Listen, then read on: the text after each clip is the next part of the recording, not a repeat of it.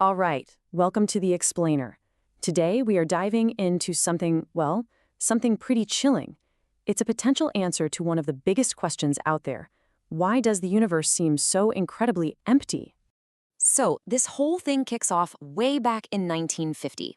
The physicist Enrico Fermi is just having lunch, right? And he's thinking about how likely alien life should be.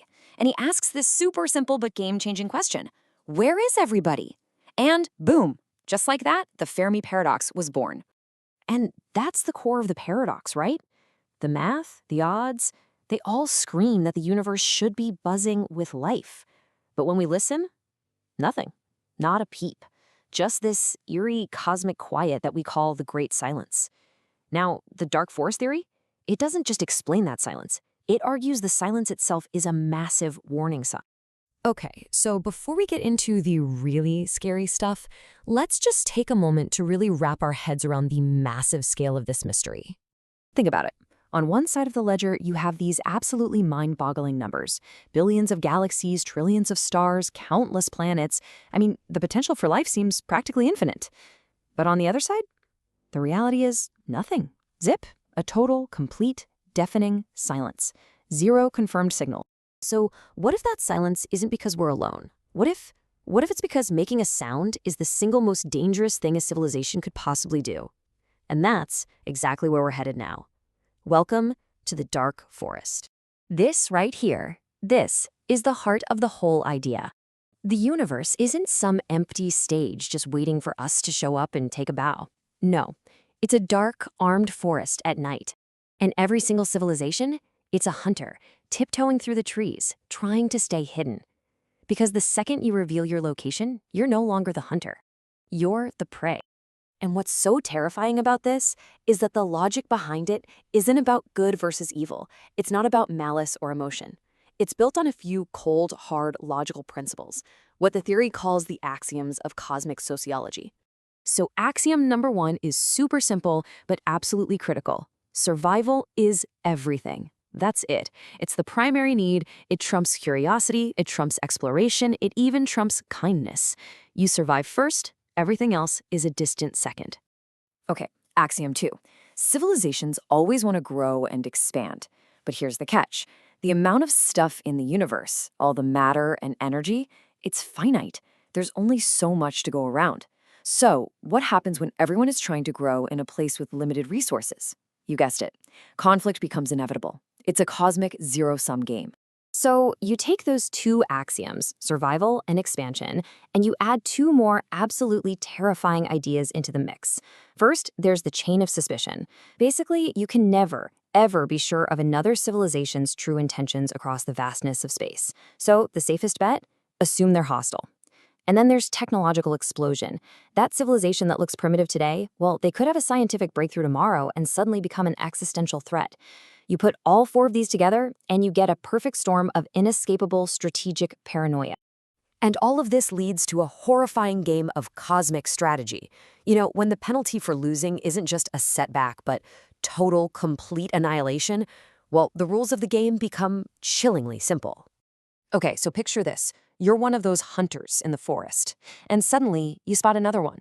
You've got a choice to make, right? You could try to communicate, say hi, but what if they're hostile? Well, you're wiped out, gone.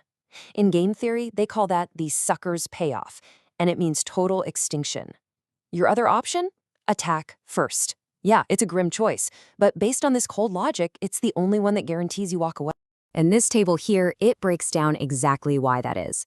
Just remember that chain of suspicion and the potential for a technological explosion. You can't trust them, and they could become a threat at any moment. So look at that outcome for don't attack, attack. You get eliminated. Poof! Your entire civilization gone.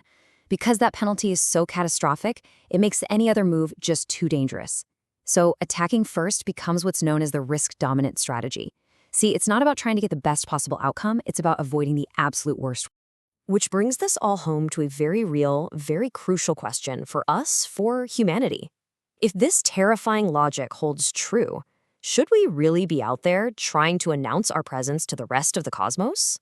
Because, get this, back in 1974, we did the exact thing this theory screams you should never ever do. We shouted into the forest.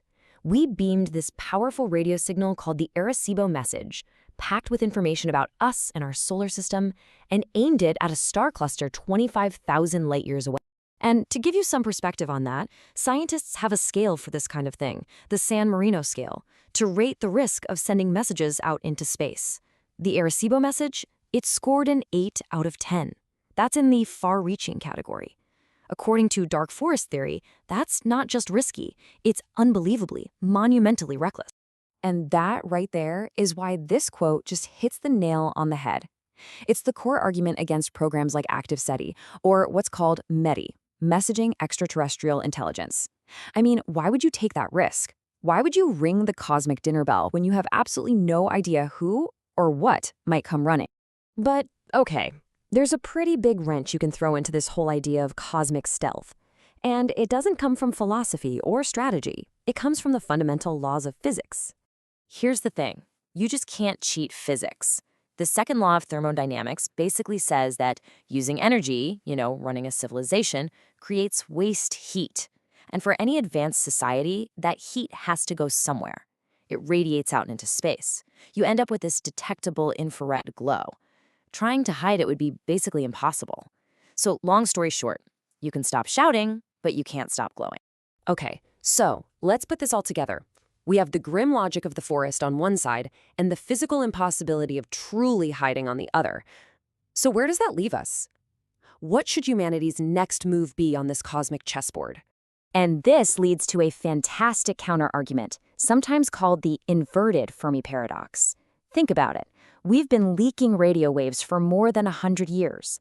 We've been a noisy, glowing civilization for a while now. So, if the forest really is so dark and dangerous, why are we still here? Why hasn't some hunter found us and snuffed us out?